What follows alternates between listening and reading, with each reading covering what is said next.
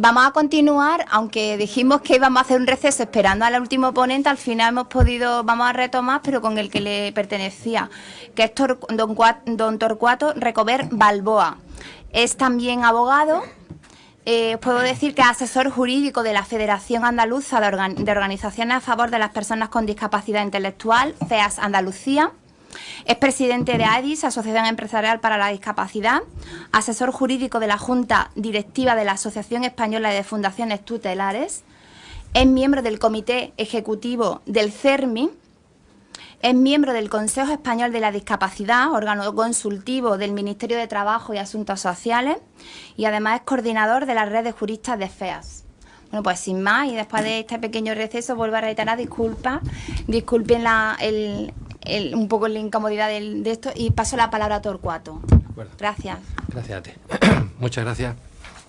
Perdonar un poco también el retraso, pero un poco esa situación de la que ya decía. Yo, como seguramente muchos de vosotros, no soy más que un humilde letrado de provincia, que dirían en Madrid, que me gano la vida con esto, y esta mañana tenía a las 12 un juicio. El juicio se ha alargado hasta las 1 y pico, y entre, por tanto, volver al despacho, coger los papeles, atravesar, yo vivo en Granada, atravesar Granada y volver aquí, pues creo que me han echado alguna foto por ahí en el camino. Vale, pero bueno, en fin, ahora hay que verlo. Yo no sé si el Consejo General estará dispuesto a cargar con mis puntos. En fin, gracias por todo, por esperar y por contar conmigo también para esta jornada. Yo he hablado y he trabajado muchas veces con este tema del patrimonio protegido. Es lo que me han pedido de lo que hiciese centrarse la intervención hoy en el patrimonio protegido como tal, la aplicación de la Ley 41/2003. Son ya en este sentido 9 años prácticamente desde su aplicación, que fue publicada en noviembre, o sea, ahora precisamente se cumplen esos 9 años y entró en vigor al día siguiente, ¿no? Desde las organizaciones sociales de personas con discapacidad se acogió realmente con alegría esta nueva estructura, o esta nueva herramienta, mejor dicho.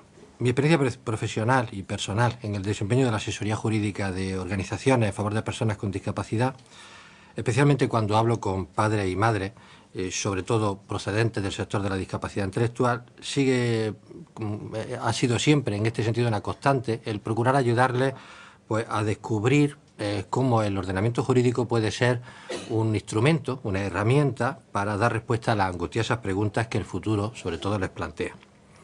Una de las experiencias más gratificantes en este ámbito es precisamente la de mostrar el uso de esas herramientas, hacerles legibles a todos los niveles y a todas las necesidades el manual de uso de medios como el del reconocimiento de la modificación de la discapacidad, mal llamada, a mí no me gusta mencionarla como tal, del procedimiento de incapacidad, el de la previsión de la tutela, el uso del testamento como un medio adecuado para plasmar la información que en definitiva sobre las propias personas con discapacidad tienen sus padres, la sustitución ejemplar, la previsión de uso de los bienes en favor de un hijo o una hija con discapacidad, etc. En la misma medida en que he visto a veces empañarse los ojos de muchos padres y madres cuando les procuraba ayudar en sus angustias, con toda modestia yo también me he emocionado más de una vez cuando ellos en plena charla, o bien al concluir esta o en la intimidad del despacho, también me han planteado sus dudas, sus problemas en relación con el futuro de sus hijos con discapacidad. Yo les ruego que me crean también si les digo que nunca he tratado de engañar ofreciéndoles panaceas jurídicas mediante testamentos muy elaborados, contratos o documentos que pretendieran salvar y asegurar cómo iba a ser el futuro. Soy consciente de que, asumida la discapacidad del hijo, el siguiente paso siempre es personal, siempre es humano y siempre va a estar en el ámbito de la humanidad. Por tanto, nunca es predecible, nunca se podrá determinar con igualdad, con seguridad, por mucho que se quieran cerrar los documentos y establecer cláusulas precisas.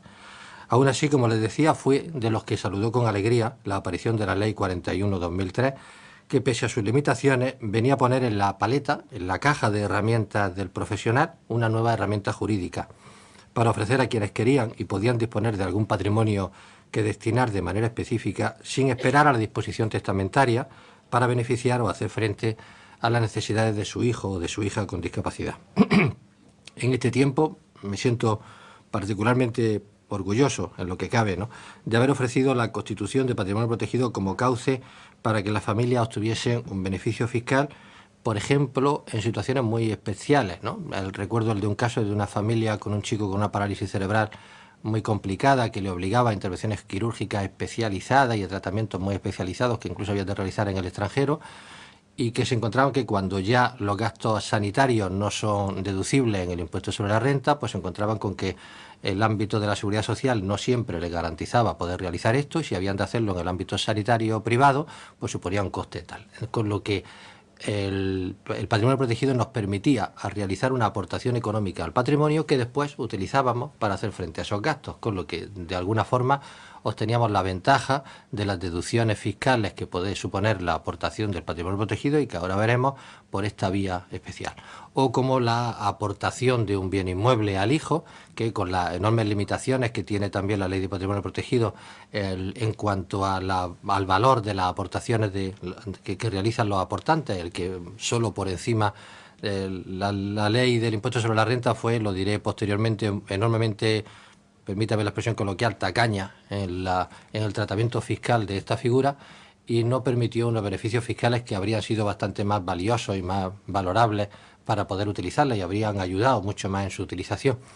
Y por tanto los beneficios fiscales que establece son bastante remisos, enormemente prudentes, y limita por tanto que las aportaciones que se realicen excedan de las rentas del trabajo personal. En fin, no voy a descender a los detalles que ustedes seguramente conocen mejor que yo en la ley, pero les decía que he utilizado esa figura para que los padres aporten un bien inmueble sin tener que esperar a la utilización de la disposición testamentaria y demás, ni tampoco a la disposición de una donación con el coste fiscal que también tiene esto, pero cuidando de que lo que se aporta es un poco un piso en fascículo. Tendría que acotar la aportación que se realiza cada 4 años a determinadas cuotas del piso, porcentajes sobre el piso que se adecúen a los límites que permite la ley para que no dé lugar no genere nuevos impuestos.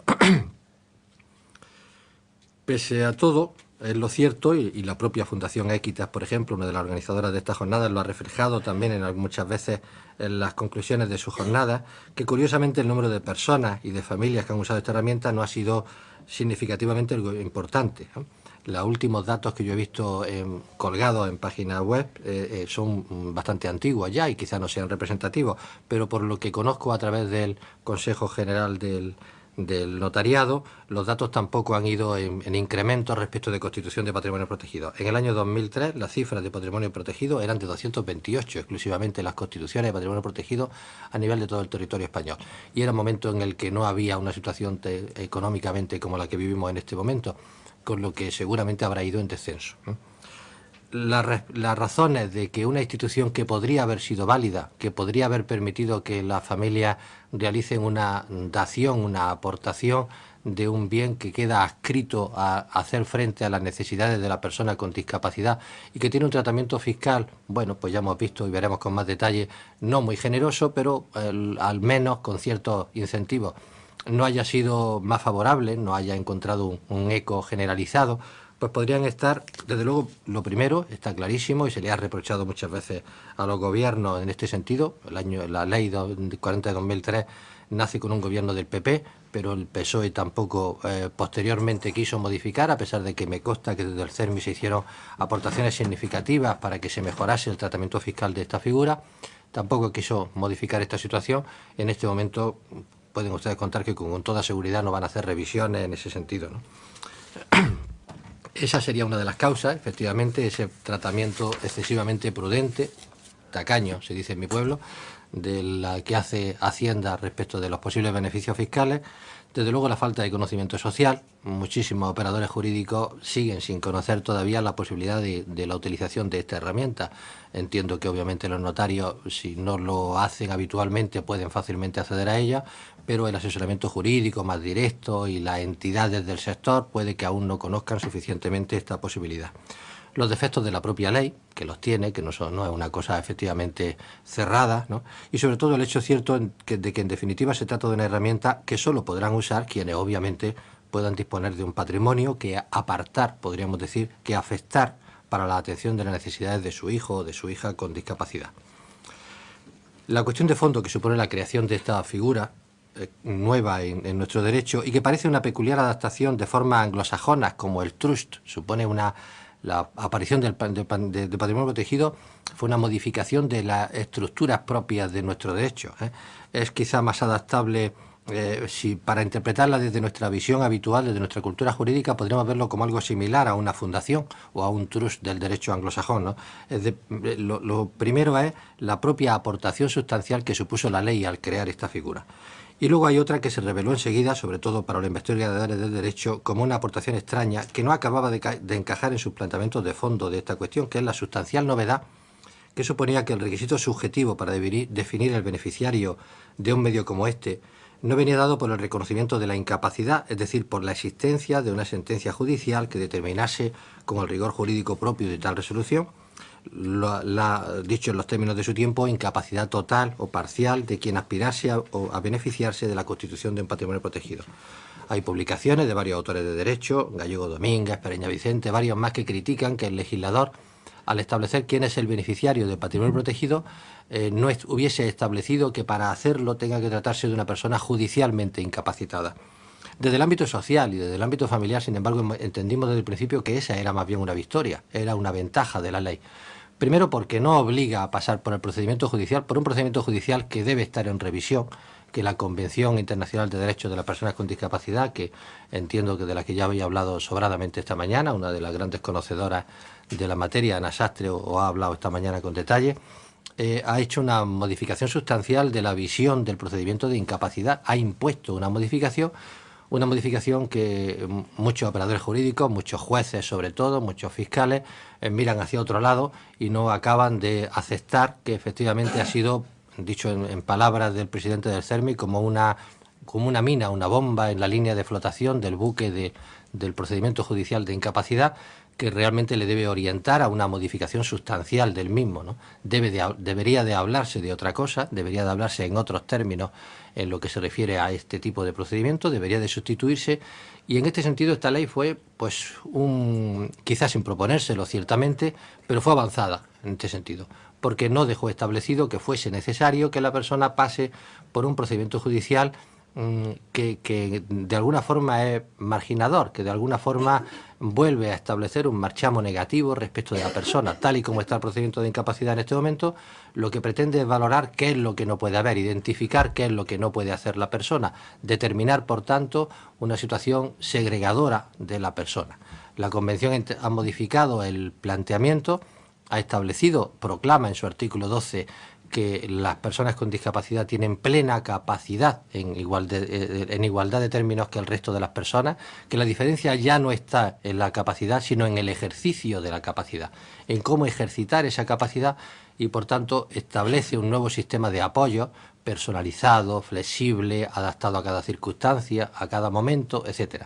Pero me extiendo en otro ámbito, seguramente porque estarán viendo que me gusta, y me salgo del ámbito de patrimonio protegido, que era de lo que yo venía a hablarles. Así que me vuelvo a aquel y les digo que efectivamente aquella ley fue en ese sentido puntera, novedosa. No estableció que el beneficiario de un patrimonio protegido haya de estar incapacitado. Basta en este sentido el reconocimiento de su discapacidad, por tanto, conforme a la legislación administrativa correspondiente, a la orden, creo recordar que es de 1971, si no recuerdo mal, ahora mismo están en revisión los baremos, y a la normativa que se aplica, como digo, a nivel nacional, pero que los competentes son cada una de las comunidades autónomas. En nuestro ámbito, en Andalucía, en este momento la Consejería de Salud, que gestiona a través de los centros de reconocimiento, a los EVO, los centros de reconocimiento, y determina, por tanto, el grado de discapacidad. El certificado, la resolución administrativa que establece el grado de discapacidad, es la que identifica al beneficiario que pudiera serlo de un patrimonio protegido. Cuando tiene una discapacidad intelectual igual o superior al 33%, es decir, cuando ya alcanza la categoría, la condición administrativa de persona con discapacidad, cuando hablamos de discapacidad intelectual, ya sería beneficiario de un patrimonio protegido. En otros ámbitos, cuando hablamos de discapacidad física o sensorial, se eleva esta exigencia de nivel de discapacidad hasta el 65%. Ese requisito, por tanto, subjetivo, como digo, desde el ámbito del movimiento asociativo no compartimos la misma visión académica que tuvieron algunos profesores universitarios, de considerar que este era un hándicap de la ley. Entendíamos, por el contrario, que era una valiosa aportación de la ley que ha ido abriendo camino a lo que posteriormente supuso lo que viene estableciendo la Convención. Otro de los beneficios, visto especialmente desde quienes a menudo ayudamos a la familia en la administración de bienes de hijos con discapacidad, fue la determinación por primera vez en papel oficial, en el Boletín Oficial del Estado, de la innecesidad de la venta en pública subasta de bienes de personas con discapacidad. Hasta ese momento ese había sido un tabú y una carga inadmisible que difícilmente se podía superar cuando nos encontrábamos con la gestión de la tutela de una persona con discapacidad y había que hacer frente a la administración de sus bienes, y alguno de estos era un inmueble. Pues la Ley de Enjuiciamiento Civil de 1881, vigente todavía ahora en el ámbito de la jurisdicción voluntaria, porque así lo establece una de las disposiciones adicionales de la Ley 1/2000, de la Ley de Enjuiciamiento Civil que hoy padecemos, iba a decir padecemos, en definitiva la que regula el proceso. Bueno, pues la Ley de Jurisdicción Voluntaria, como digo, la regulación, lo diré bien, la Ley de Enjuiciamiento Civil en su título tercero, me parece el libro 11 del Código Civil, que sigue estando vigente, y por tanto la jurisdicción social se sigue aplicando, no lo estoy diciendo mal, la jurisdicción voluntaria se sigue aplicando efectivamente la Ley de 1881, y en esta establece que para disponer de bienes de incapacitado hay que obtener la autorización judicial pertinente y después la subasta judicial. Esto es una obvia rémora, una consecuencia absurda, que seguramente estaba pensada por el legislador como una garantía de que se estuviese un fondo, un precio de mercado lógico, pero que todos sabemos cómo funcionan las subastas judiciales, que no son en absoluto una garantía de imparcialidad y de uso de las leyes de mercado. Por el contrario, más bien en muchos casos, si no están amañadas, por lo menos están defectuosas, ¿no? Y no permiten ciertamente una actuación libre, con lo que si se utilizaba esa aplicación, si se seguía manteniendo esa exigencia, si el registrador de la propiedad seguía exigiendo que se aplicase la ley para poder inscribir una transmisión de un bien inmueble de un incapaz, pues nos encontrábamos con que lo que estábamos era perjudicando a la propia persona con discapacidad. Por primera vez, el Boletín Oficial del Estado, al tratar la disposición de los bienes que integran el patrimonio protegido, establece la innecesariedad de la venta en pública subasta de bienes de personas con discapacidad. Esta aportación venía, por tanto, a romper con ese estricto reto que establecía y que formalmente aún establece. Si se van ustedes al 1315, me parece que es de la Ley de Enjuiciamiento Civil, no me tomen con seguridad, se sigue estableciendo así, nadie lo ha modificado aún, ¿no? Que sigue exigiendo la subasta judicial, como si ese, como digo, supusiera una garantía para los derechos, ¿no? Curiosamente, el portillo que abrió la ley sirvió a muchos jueces para determinar ya de forma expresa en su auto de autorización la innecesidad de la subasta judicial, en una demostración de cómo el derecho se acomoda a la realidad social antes incluso de que se acomode la propia norma.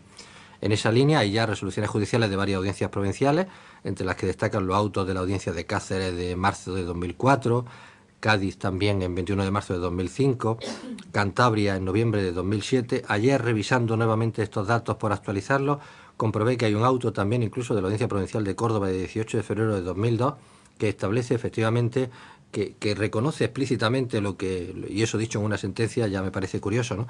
Lo que yo les decía antes, que el transcurso de los 120 años de aplicación de la Ley de Enjuiciamiento Civil la revelaba como obsoleta, y la exigencia de subasta judicial y esa consideración de beneficio de la persona por la utilización de ese instrumento, hoy se demostraba que no era válido, con lo que había que ir más bien a la interpretación jurídica por la vía del artículo 3 del Código Civil y adecuarse a la realidad social.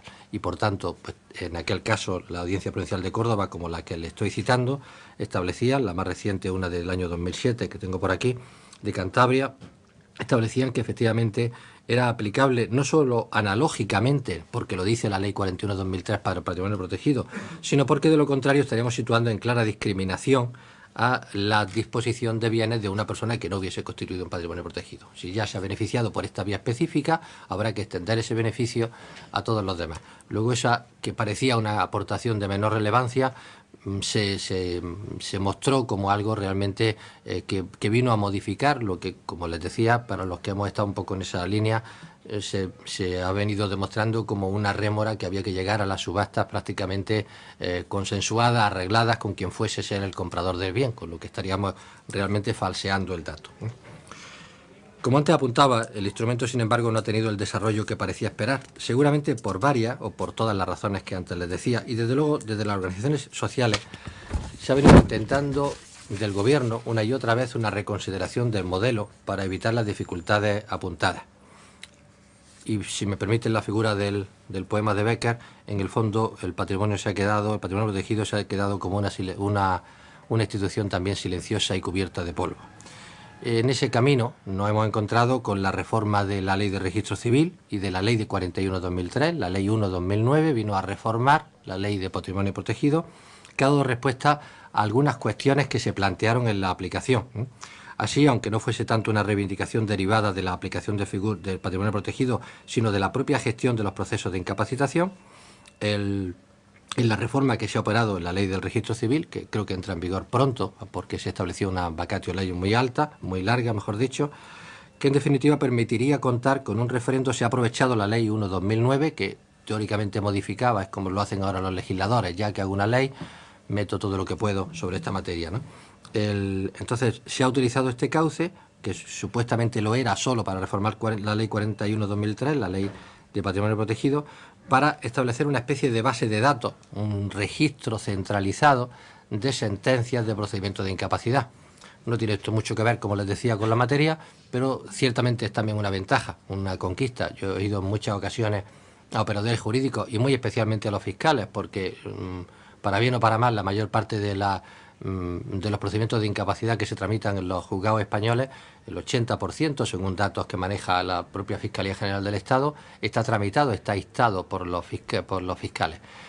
Entonces se encuentran con que inician un procedimiento de incapacidad del que no saben si ya ha habido un procedimiento de incapacidad previa. Y si estamos ante una persona que ha tenido varios domicilios, puede resultar que ha sido incapacitado en un juzgado, pero que ningún otro sepa que ha sido incapacitado previamente. Y que si el juzgado no ha sido celoso con la inscripción en el registro civil de nacimiento, pues resulta que no hay nadie que sepa, y que la persona puede ser sometida a 2 o 3 procedimientos por el mismo hecho, por el hecho y por la circunstancia de que cambia de domicilio. A esta situación se le vendría a dar respuesta mediante esta modificación de la Ley 1/2009, que establece ya en el Registro Civil Central un libro específico al que tendrán que remitir todos los juzgados de primera instancia que tramiten procedimientos de modificación de la capacidad, sentencias en ese aspecto, y que permitirá, por tanto, una consulta ágil y evitará situaciones de disfunciones como las que le estaba diciendo. Se da mayor fuerza también en la Ley 1/2009 al sistema de control o garantía de la gestión del patrimonio protegido. En la Ley 41 se establecía, no he hecho un análisis riguroso por partes más académicos de la ley, sino quizás espigado, si quieren ustedes ahora hablar, al preguntar lo vemos con más detalle. Se establecía que el control del patrimonio protegido no se le da al juez, que era también otra de las críticas que ha tenido la ley, sino al Ministerio Fiscal. Y sin embargo no se establecía cómo se iniciaba este control, de forma que personalmente yo, que constituí con alguna familia algunos primeros patrimonios protegidos, nos encontrábamos con que o lo hacíamos y esperábamos a que el fiscal se enterase, o nosotros íbamos con una copia de la escritura a aportársela al fiscal para que tuviese conocimiento de que ya se había constituido y por tanto pudiese cumplir con su obligación de control.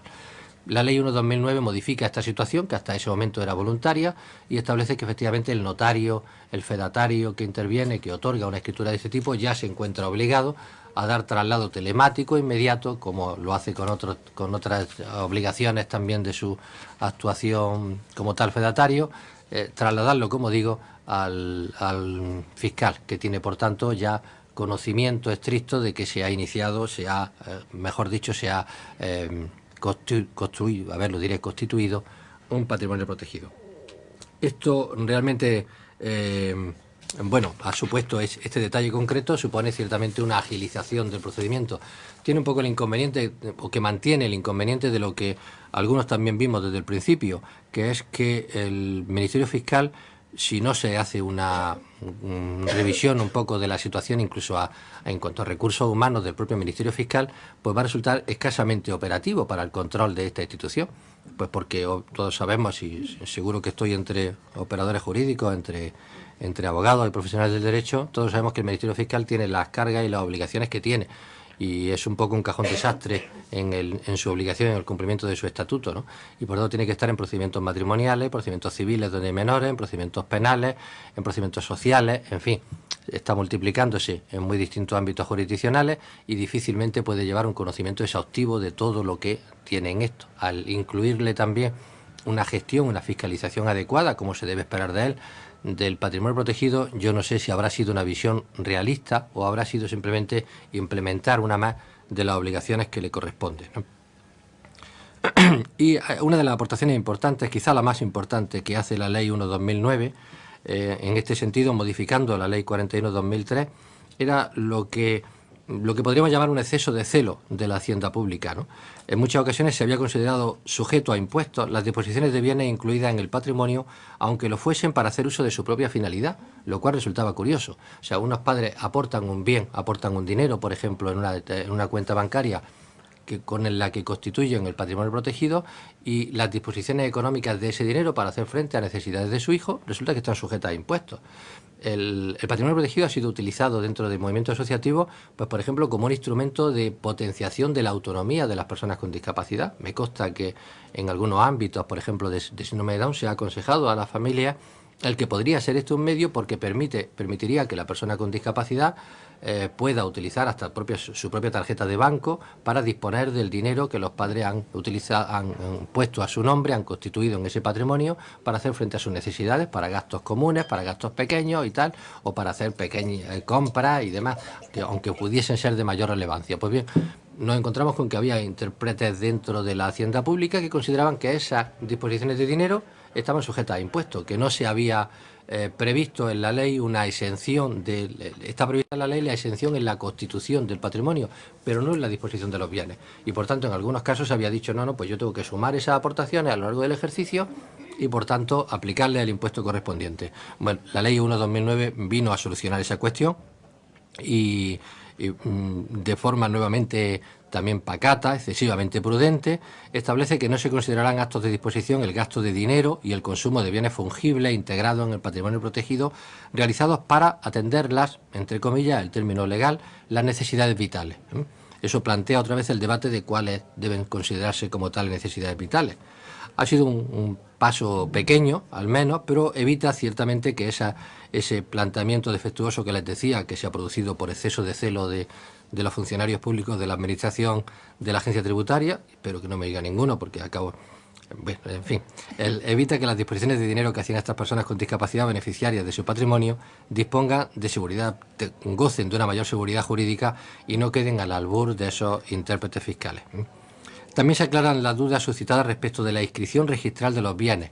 Hasta ese momento no quedaba claro, quedaba a la voluntad de las partes y quedaba sobre todo a la voluntad del propio registrador finalmente sobre la posibilidad de inscribir en el registro por transmisión o por afectación al patrimonio de la situación del bien que ya perteneciese al propio beneficiario, un bien que ya lo es de él o que se le adscribe para integrar el patrimonio protegido y que no quedaba claro que hubiese de ser acceder al registro la anotación correspondiente de esta situación. Bueno, esto ya se ha modificado y efectivamente cabe perfectamente que se genere una inscripción relativa a la afectación del bien, lo cual permite ciertamente, bueno, pues una mayor seguridad jurídica, ¿no? Quien está interesado en un bien que forma parte de un patrimonio protegido ya sabe que tiene que contar con las suficientes reservas, con las garantías legales propias para poder adquirir ese bien. Tiene que pasar por el medio que la ley establece para que quien administra el patrimonio protegido pues se puede disponer de esto. Algún autor ha querido ver en esto una voluntad expresa de reforzar la protección registral del patrimonio protegido, lo que indicaría la voluntad del legislador de determinar este como un auténtico patrimonio separado, que no responde de las deudas del aportante, saliendo así al paso de los debates jurídicos que se han suscitado al respecto. Hay profesionales, hay profesores, sobre todo de universidades, que finalmente establecían que como con la constitución de patrimonio protegido no se produce una traslación realmente, no se produce una enajenación, no se produce una salida total de la esfera personal del aportante hacia el otro, sino que supone una afectación del bien, más bien, pues pudiese existir el peligro de que ese bien respondiese de las deudas del aportante. En cierto sentido, esta es una cuestión que no ha quedado resuelta por la ley, ¿no? Ahora lo que sí se hace es que si efectivamente ese bien tiene una afección determinada, que tiene un relieve, podríamos decir, una prioridad mayor que lo que pudiesen ser deudas posteriores, pues a la hora de que alguien quisiese anotar un embargo sobre ese bien, sabría que por delante tiene la afección del bien al cumplimiento de los fines para los que ha sido establecido. Valga como consideración global de esas aportaciones, de un lado, de las aportaciones que realiza la Ley 1/2009, que se ha perdido la ocasión de efectuar una reforma un poco más exhaustiva de la Ley 41, que hubiese aclarado las cuestiones debatidas durante este año sobre si pueden ser beneficiarios de un mismo patrimonio varias personas. Es una cuestión que se ha suscitado y que no queda claro. ¿Podrían los padres, si tienen 2 hijos con discapacidad, aportar un bien y poner a varias personas sobre esto? La ley habla de siempre en singular, pero no parece que exista una disposición que como tal lo impida, ¿no? Que pudiesen también o bien determinar con claridad, sin quedar sometido a interpretaciones, que los bienes aportados no responden de las deudas del aportante, como antes les decía, que lo hubiese dejado establecido con absoluta claridad. Que no sea necesaria la escritura pública para incrementar las nuevas aportaciones. La ley establece que efectivamente exige un requisito formal de constitución del patrimonio en una escritura pública. Sin embargo, cuando se realizaban nuevas aportaciones, quienes hemos intervenido en este tipo de operaciones, nos encontrábamos con que ya no es necesario la escritura, al menos para recoger todas las garantías. La ley establece que al hacer la constitución de la aportación se han de identificar los aportantes, se ha de identificar el bien aportado, se ha de identificar al beneficiario, se han de identificar las reglas de administración de los bienes, el momento en el que los padres puedan decir, los aportantes puedan decir esto será utilizado o será administrado con determinados criterios. Por ejemplo, yo he puesto algunas veces cuando lo he constituido que haya de ser administrado con criterios prudentes, que no sea utilizado para hacer inversiones que puedan ser excesivamente volátiles. En fin, se pueden establecer las reglas que quiera el aportante. Perdón, no he tenido la prudencia de apagar esto, Este se apaga solo porque no sale del bolsillo, se ha quedado encajado. Pero en fin, lo evito. Tengo otro, así que lo apago también por si acaso. Vale, aprovecho.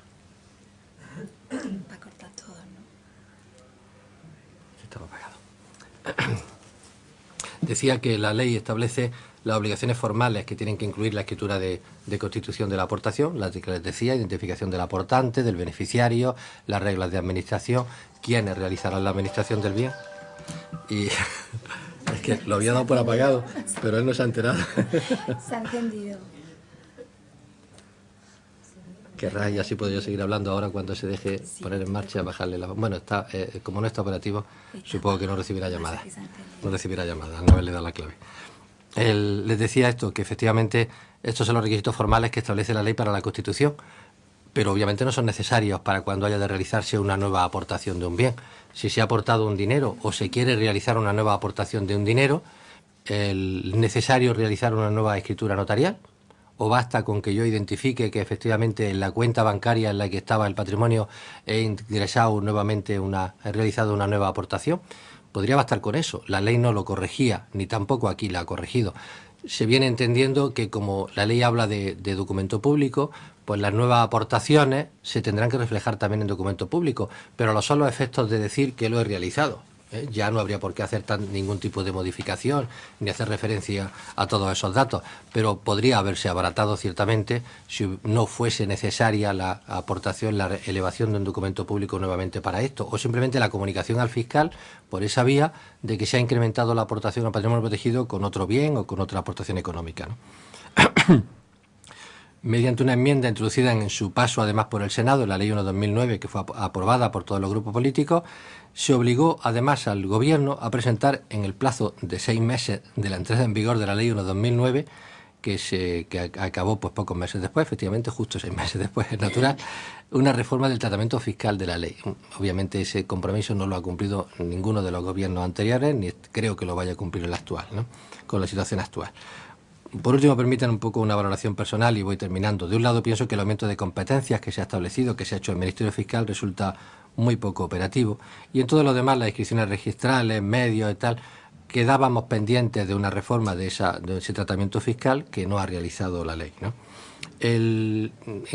Por otro lado, habría otra aportación importante que ya resumo, ¿no? Que sería otra modificación que obligaría a una revisión de este planteamiento, que sería lo que supone, como les decía antes, la Convención Internacional, la figura del patrimonio protegido en cuanto a elementos de protección, con las limitaciones respecto de que la propia persona con discapacidad pueda hacer uso del bien, si las reglas de administración de los bienes lo han impedido, porque era otro elemento positivo. Los padres pueden, los aportantes, que no solamente son los padres, son también familiares, son incluso terceras personas. Yo lo he utilizado en algún caso pues para que abuelos, que incluso hasta no tenían buena relación con su hijo o con los cónyuges de su hijo o que ya estaban separados, pudiesen utilizar este cauce para hacer aportaciones económicas a sus nietos que quedasen adscritas directamente al beneficio de sus nietos, ¿no? En situaciones de ese tipo, como les decía, ya no sé por dónde iba yo con ese tema, pero sí que efectivamente permite que la situación actual permitía que la persona con discapacidad no pudiese hacer disposiciones de ese patrimonio protegido. Es un planteamiento realmente contrario a lo que establece la Convención. Al establecer las reglas de administración, se podría decir que la persona con discapacidad puede efectuarlo. Obviamente, si se trata de un beneficiario que tiene una discapacidad física o sensorial, con más claridad. Pero si se trata de una persona con discapacidad intelectual, ¿por qué no? También podría estar realizando disposición de los bienes siempre que estuviesen dentro de la esfera de lo que su propia autonomía le permite. Y eso puede impedirlo en este momento la redacción actual de la ley o la disposición de los aportantes. Hay otra cuestión importante, quizá que se escapa, y quiero acabar con eso, de la ley, de la figura en sí del patrimonio protegido, pero que incluye la ley 41/2003, al menos dos muy valiosas. Y con esto acabo, de verdad. Una fue la modificación del cerrado, del estricto criterio de utilización de los tercios propios del derecho civil en la aplicación de la herencia. Ese planteamiento de nuestro derecho, que viene del derecho romano, tan enormemente prudente, tan enormemente conservador, que no permite que el testador, que el causante, pueda disponer de sus bienes con libertad, sino que tiene que respetar los famosos tercios y tiene que respetar necesariamente la legítima. Pues bien, la ley de 41/2003 hace una modificación del Código Civil que da un paso pálido todavía, titubeante, pero al menos rompe ese planteamiento sacrosanto de respetar las legítimas y establece que el testador podrá hacer uso de la totalidad de la legítima, cuando lo que se beneficia es a un heredero que tiene una discapacidad. Y por tanto podrá no respetar los derechos del resto de los legitimarios cuando se establece esa vía, y así puede hacerlo en el testamento. Y otra disposición fundamental, otra aportación que realiza la ley también, aunque no forme parte en sí del patrimonio protegido, pero está en el mismo texto legal, que fue la posibilidad, la contemplación de una nueva figura de indignidad sucesoria, podríamos decir. Una aportación desde un punto de vista equitativo, de mera justicia, realmente valiosa. Es el caso de aquellas personas con discapacidad que no han podido ser atendidas en definitiva por su familia, padres, hermanos, primos y demás que no pueden atenderlo o que sencillamente no lo atienden, que acaban institucionalizados, que son tutelados en muchos casos por personas jurídicas, por fundaciones y demás, y que de pronto, sin embargo, a pesar de eso, cuando fallecen, empiezan a aparecer primos y parientes que recuerdan dónde está y que preguntan por dónde está la libreta con los ahorros, dónde están los bienes que tienen, el sobrante que habrá tenido seguramente de la disposición de sus pensiones durante este tiempo, etcétera, ¿no? Recuerdo un caso, lo digo porque es ilustrativo y a mí siempre me lo pareció, ¿no? El presidente de una fundación tutelar del norte, creo que era de San Sebastián, una gran persona y una magnífica institución la que representaba, que me comentaba cómo habían estado tutelando a una persona con discapacidad que procedía de una familia composible en su momento, pero que sus hermanos, sus parientes y sus primos no le habían hecho el más puñetero caso y había acabado pues tutelada por una entidad institucionalizada y falleciendo en la más completa soledad o atendida solamente por la gente más cercana. Bien, esta chica tenía y la guardaba celosamente la fundación en una caja de seguridad de un banco algún paquetito de joyas de la familia que le había correspondido por vía de herencia. Pues bien, el presidente me comentaba la sensación hasta ridícula e indigna de acompañar al primo que había aparecido, que se había acordado de las joyas de la familia que tenía la prima en la caja de seguridad y que al fallecer de pronto iba a pedir. Pues bien, la ley 41 establece la posibilidad de desheredar, de que no tengan derecho, de establecer esa nueva causa de indignidad, que eran tan escasamente contempladas hasta ese momento en el Código Civil, que permite que estas personas que no han atendido a la persona con discapacidad durante su vida, durante sus necesidades, puedan, por tanto, no acceder al derecho hereditario, a los derechos hereditarios. Y de esa manera, pues al final, aunque sea post-mortem, se hace una cierta justicia, ¿no? Y bueno, estas serían algunas de las cuestiones de lo más relevantes un poco en este análisis un poco informal que le he realizado de la ley. No sé si me cedió mucho con el tiempo, ¿no? Está bien. Gracias. Si tenéis algo, ¿queréis preguntar algo, ¿no?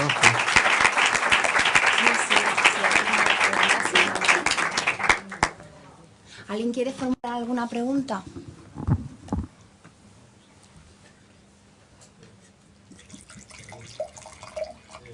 ¿Qué beneficio realmente se obtiene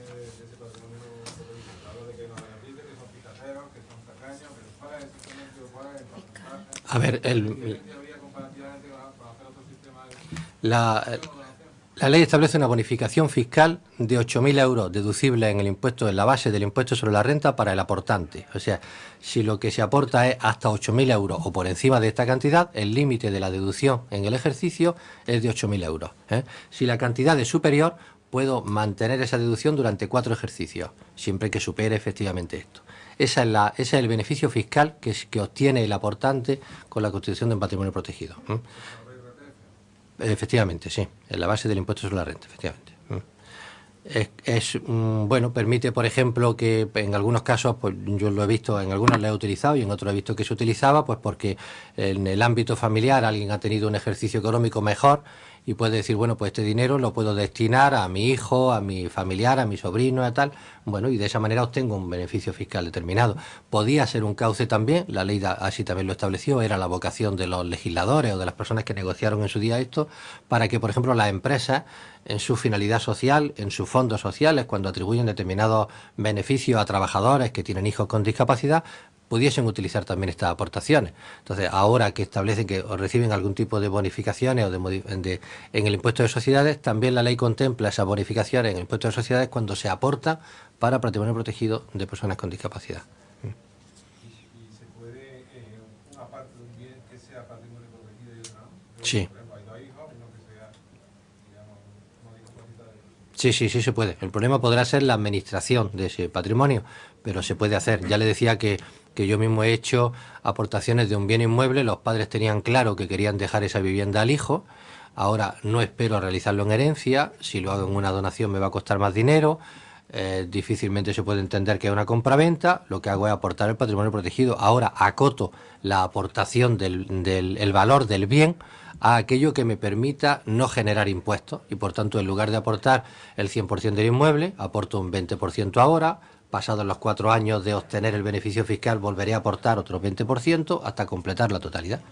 Y durante ese tiempo que se obtiene el beneficio en sí de la persona con discapacidad, de ese patrimonio podrá ser los rendimientos que produzcan, pero los rendimientos estarán en función del tipo de bien. En ese aspecto también la ley es enormemente genérica, permite que se integre en el patrimonio cualquier clase de bienes o derechos, ya sea dinero, acciones, títulos, derechos de cualquier ámbito, de cualquiera, y por tanto, pues si es dinero, si es un dinero que produce intereses, se estará fácilmente generando un rendimiento. Si es un bien que puede estar sometido a arrendamiento, también estaría claro, pero también si es un bien que está siendo utilizado de manera directa y no tiene, por tanto, no genera, por tanto, unos rendimientos directos, pues tampoco pasa nada.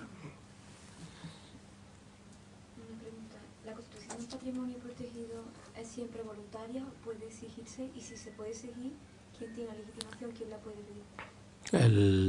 En principio voluntaria, obviamente, pero cabe la posibilidad de imponerla, podríamos decir. A ver, cuando hay alguien que quiere constituir un patrimonio protegido y hay algún tipo de situación que lo impida, que lo evite, que lo niegue, el caso que les decía, por ejemplo, del abuelo, que quiere beneficiar a su nieto con un patrimonio protegido y que encuentra con que sus padres no tienen buena relación con él o se han separado y tal, o el niño o incluso ha fallecido su hija y resulta que estaba con la custodia del padre y el padre no quiere tener relación con el abuelo y no quiere beneficiarlo. Puede dirigirse al juzgado, lo contempla la ley, y imponer que se constituya el patrimonio protegido. Pero lo que no puede es imponer a los padres, a los aportantes, a que lo aporten. Lo que sí puede es forzar a que se constituya por esa vía. Sería distinto. En el caso de personas mayores que tienen varios hijos y uno de los hijos considera a lo mejor que los hermanos no están cuidando bien a su padre, lo que sea, y quieren constituir a lo mejor No, pero esa no podría serlo. No, esa posibilidad no sería viable. Nada más. Por ahí hay algo. Bueno, si me permite, saliendo un poco del guión de tu conferencia. Yo tampoco he sido muy responsable con él, no te preocupes. Pero aprovechando que eres coordinador de FEA, de los juristas de FEA, estamos leyendo en la prensa diariamente la situación tan deteriorada en que se está dando el tema de discapacidad. ¿Nos puedes dar una breve pincelada de tu idea sobre el tema y si esto va a tener una salida próxima? Hoy estaban precisamente con movilizaciones a nivel de toda España, efectivamente. Habrá habido aquí, en todas las capitales de provincia, ha habido en Andalucía y demás. Sí. Bueno, la situación es complicada. En el ámbito de la atención a las personas con discapacidad nosotros nos movemos en lo que podríamos llamar pues, 3 sectores, el asistencial o el de servicios sociales propiamente, el educativo y el de empleo. Los 2 primeros tienen una financiación total, casi al 100%, si no al 100, al 98% de los fondos de administraciones públicas. Y se han incorporado, hay que reconocer que se han incorporado tarde a la crisis, ¿eh? El sector ha destruido muy poco empleo durante estos primeros años de la crisis económica y se ha notado poco en principio. Ahora, cuando ya las administraciones no tienen correa, no tienen posibilidad de hacer frente, o por lo menos no lo están haciendo, porque para otras cosas sí tienen disposición de gastos, no están haciendo frente a sus obligaciones de pago, pues se están generando ciertamente problemas muy considerables, ¿no? En el ámbito del empleo, por ejemplo, la Junta de Andalucía sostiene deudas del año 2009 en centros especiales de empleo. Hay provincias andaluzas a las que aún les deben desde el año nada menos que 2009, que ya es una barbaridad. Lo que significa que las entidades que gestionan los centros están soportando, en el mejor sentido de la palabra, es decir, manteniendo en definitiva los centros especiales de empleo pues por propio compromiso social, porque si no supone efectivamente dejar en la calle a las propias personas con discapacidad que están trabajando en los centros, porque están poniendo el dinero para hacer frente a sus salarios o no se los pagan, o los pagan tarde, o los pagan mal, o incluso los ponen de otro tipo de fondos. Las situaciones están empezando a ser muy complicadas. En el ámbito asistencial, prácticamente la totalidad de los servicios a personas con discapacidad, Andalucía ha creado una especie de red pública sui generis que está gestionada por las entidades sociales, por las entidades de nuestro sector fundamentalmente, y que se sostiene mediante concertaciones administrativas, contratos administrativos entre la consejería y cada una de las entidades, con un precio público, con una aportación de usuarios y demás. Y en este momento, tras hacer un esfuerzo muy grande hace pocos meses la consejería, los últimos pagos que se han hecho son del mes de junio. Por tanto, el colchón de liquidez que tienen las entidades se agota. Y las posibilidades, por tanto, de hacer frente a los sueldos, a los compromisos de pago inmediatos, esos los de los propios trabajadores, pues cada día son menores. La situación es muy mala y la verdad es que yo creo que lo que ocurre es que en este momento los ciudadanos estamos legitimados para decirle a los administradores: usted sabrá, usted no tiene derecho ya a decidir libremente dónde se gasta el dinero. Yo tengo derecho a decidir, a objetarle a usted dónde se gasta el dinero, porque tiene usted unas obligaciones a las que tiene que hacer frente y no puede decidir utilizar el dinero como antes libremente lo que le daba la gana. Usted me ha pedido que hable y ya he hablado. No sé si me he cedido. ¿Alguna pregunta más? A mí, aunque no tiene mucho que ver, pero me ha recordado eso, un tema que quería haber sacado, que venía yo pensándolo cuando venía en el coche, y es que, por ejemplo, la ley de autonomía personal, la mal llamada ley de dependencia, a mí nunca me ha llamado a gustarla así, perdón, lo he dicho al revés, nunca me ha gustado llamarla así, la ley 39/2006 estableció un sistema de copago, de aportación de los beneficiarios en los servicios que reciben.